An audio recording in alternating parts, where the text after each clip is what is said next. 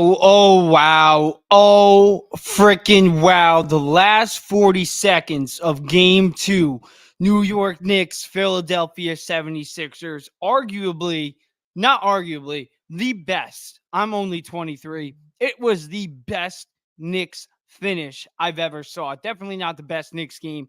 They could have played 100 times better than they did in game 2 against the Sixers. But what they did in that final 30 seconds just was it was eye popping. It was insane. It was nuts. It was wild. Any type of freaking verbiage that you want to use to describe the last 30 seconds, do whatever you want. Because the Knicks, they stole game 2. They stole it. They stole it right out of the Sixers' hand. They had it. I was ready to turn the goddamn game off. The last 45 seconds, when there was 45 seconds left, I was like, screw it. Knicks are done. I was sending my boys my text, yo, this game is over. This game is a wrap. The Sixers got it. Tyrese Maxey has been going off all freaking night, but no.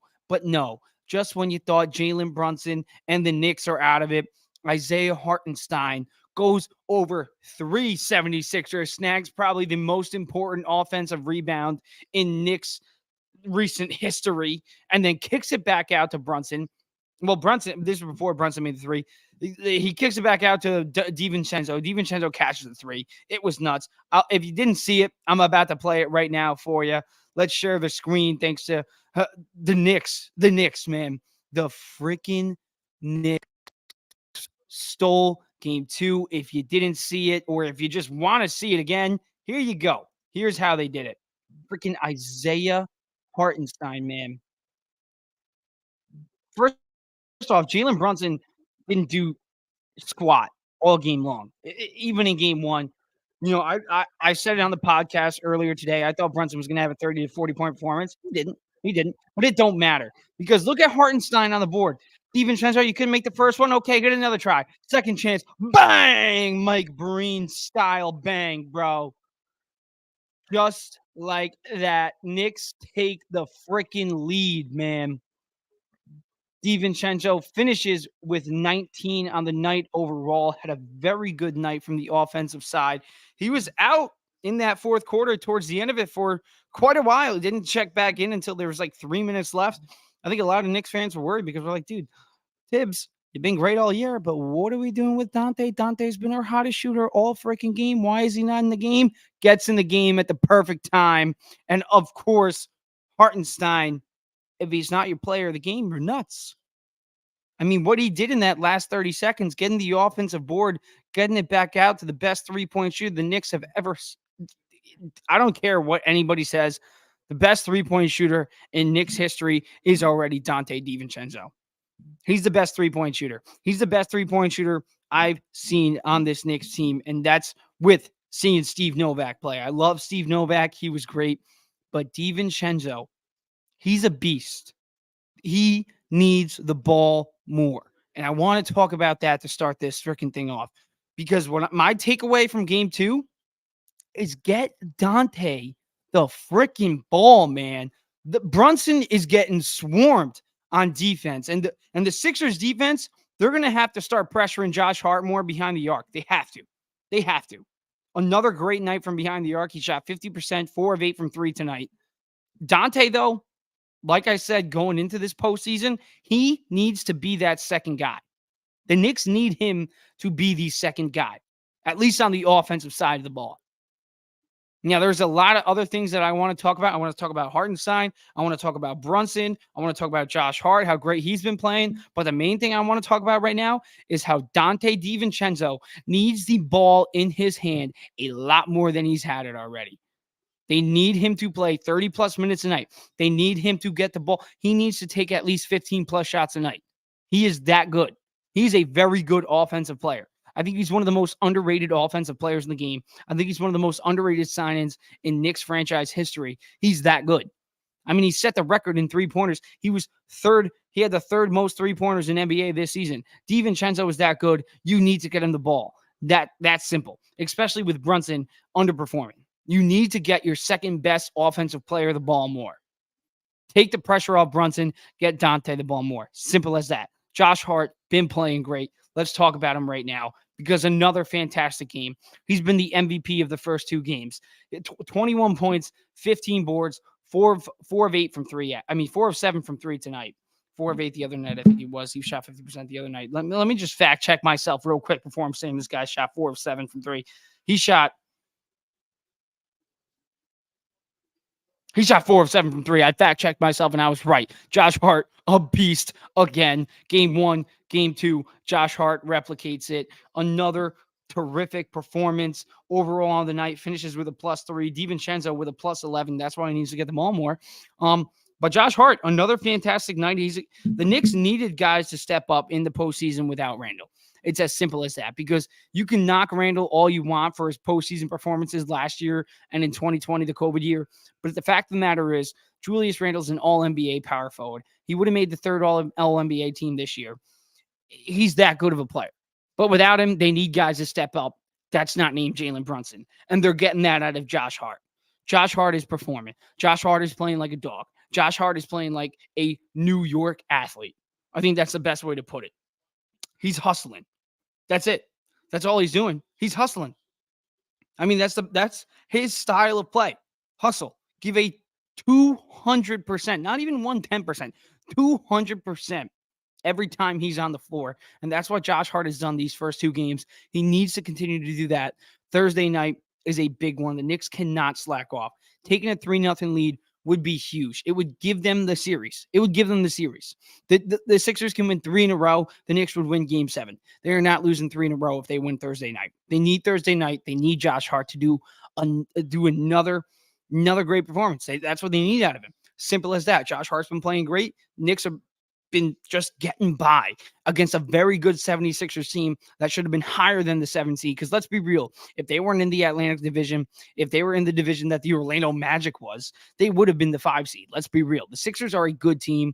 They have one of the best basketball players in the league in Joel Embiid. Tyrese Maxey showed you that he ain't someone to mess around with. They are that good.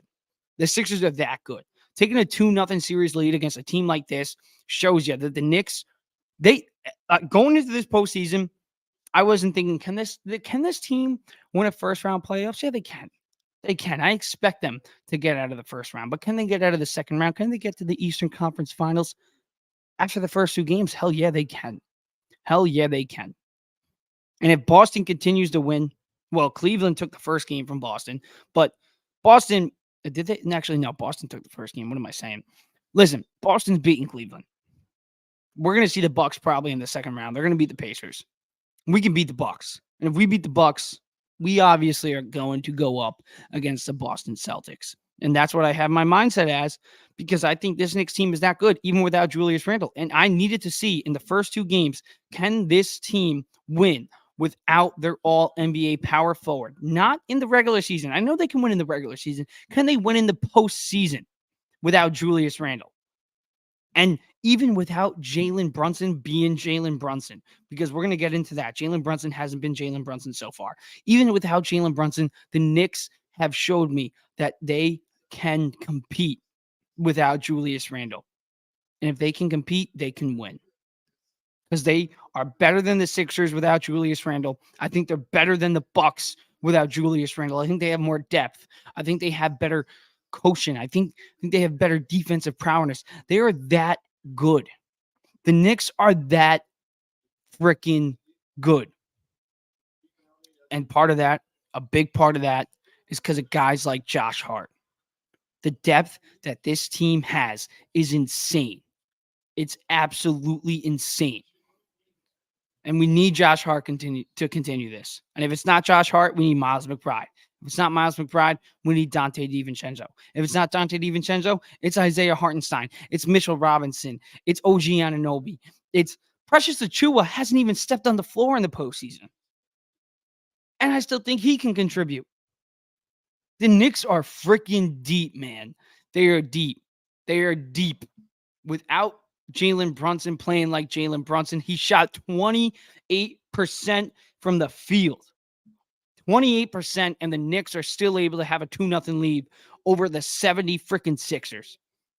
Over a Joel Embiid-led team, a guy who averaged 35 points in the regular season. 35 points.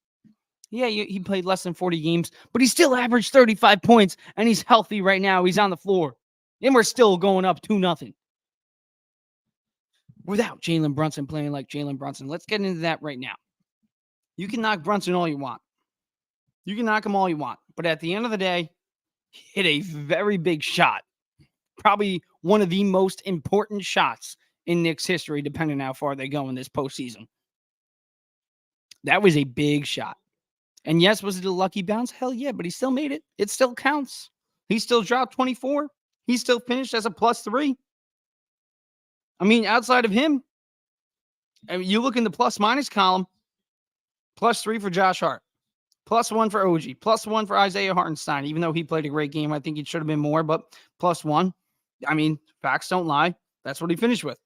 DiVincenzo, +11. Great guy right there. Another great game out of him. Jalen Brunson, +3. So he was second in the plus minus category for the Knicks. So you can say all you want about Brunson, but the fact of the matter is, when he was on the floor, the Knicks had the lead. Was it only a 3-point lead? Yeah, but they had the lead. You can knock Brunson all you want, but he's played good. In my opinion, Brunson has done what he's done what he's had to do to get the Knicks a 2-0 series lead. That's it. It's as simple as that. Does he need to play better? 100,000%. Jalen Brunson needs to play better. And when he does, and I expect him to, this Knicks team is really going to take off in this postseason. They're really going to take off in this postseason because we cannot leave the fact out that the Philadelphia 76ers, they should not be the 7th seed. They should not. They're a very, very good team, probably a top 5 team. I'd say a top 10 team, definitely in the NBA, top 5 team, top 4 team in the Eastern Conference. Screw seeding. They're better than the 7th seed. The Sixers are that good. I mean, Tyrese Maxey showed you that. He ain't a team to mess around with. They were giving me anxiety. They were giving a lot of Knicks fans anxiety. And does Brunson need to perform better? 100,000%. But then again, he's done what he's had to do to get the Knicks a 2-0 series lead. Simple as that. Simple as that. Big win. Big win. Leading the series so far, 2-0. Thursday night, going to Philly. Going to be a big one again. Got to give Hartenstein his credit. Player of the game for me. 14 points, 8 rebounds, 86% from the field, 3 blocks. Him and Mitch. It was Mitch game 1. Mitch was my player. I said it earlier in the podcast today. Josh Hart was my player of the game. I think my real player of the game was Mitch. And in game 2, who's the player of the game? It's Isaiah Hartenstein. I mean, I can't point it out again. I'm going to point it out again, but I shouldn't. Hartenstein was the reason that the Knicks won in the last 30 seconds. That offensive rebound with 3 76ers in the paint and just Hartenstein, and then going on the other end, getting the block, getting OG on the line, that's huge. That's huge. Hartenstein has been a factor. He has been a factor. That's the best way I can put it. Has he been an all-star caliber player? No. Has he been a superstar or a star? No. But he's been a factor. And it's going to be tough because his contract does expire. I would love to see the Knicks get him back. But this playoffs, we have him. I don't care about the offseason. I care about right now. Hartenstein is a factor. He's a factor. And I think in the last 30 seconds, I think New York fans, I think we knew Hartenstein has been a factor. But I think the regional, I think nationwide, I think we need to start looking at Isaiah Hartenstein as underrated. I mean, you got guys like Stephen A. Smith who call himself a Knicks fan, pronouncing his name like Hartenstein, saying that Quentin Grimes is still on the team. Dude, give the Knicks more respect. They were the freaking 2nd seed for a reason because they're that good. I was in utter shock. In absolute utter shock that last 30 seconds. But at the same time, I am not surprised because this Knicks team has no quit in them. They have no freaking quit. Guys like Hartenstein, guys like Josh Hart, guys like DiVincenzo, guys like Miles McBride, stepping up when Brunson is shooting 28% from the field. That's what you need. The Knicks have depth. Use that to their advantage. That's what they've been doing. Tom Thibodeau, the fact that he wasn't in the finalists for Coach of the Year is insane. That's another story for another day, though. The Knicks steal game 2. Drop in the comments. Or do you think do you think we have a sweep coming up? You think we got a sweep coming up? Do you think this Knicks team can make it to the Eastern Conference Finals? Do you think this Knicks team can make it to the NBA Finals? They're deep. I think they have a top 3 head coach in the league this year. I think they have a top 3 point guard in the league this year. I think they have the best bench in the league this year. And they're still missing their all-NBA power forward. And even without him, they still show that they are not a team to mess around with. The New York Knicks steal game 2 against the Philadelphia 76ers. Insane. Absolutely insane. I'm still in shock. And that's all I got. Thank you, guys. Thank you for the ones who are watching right now. I really appreciate it. Make sure you hit one over to YouTube. Hit subscribe. I'm like, 5 subscribers away or something like that from 300. So please go over to YouTube and hit subscribe. And that's about it. Let's go Knicks. Because the Knicks are the only thing I care about right now in New York sports. I love the Mets. Draft day is coming up Thursday for the Jets and Giants. Rangers are in the playoffs. Islanders are in the playoffs. But the real story in New York is the freaking Knicks.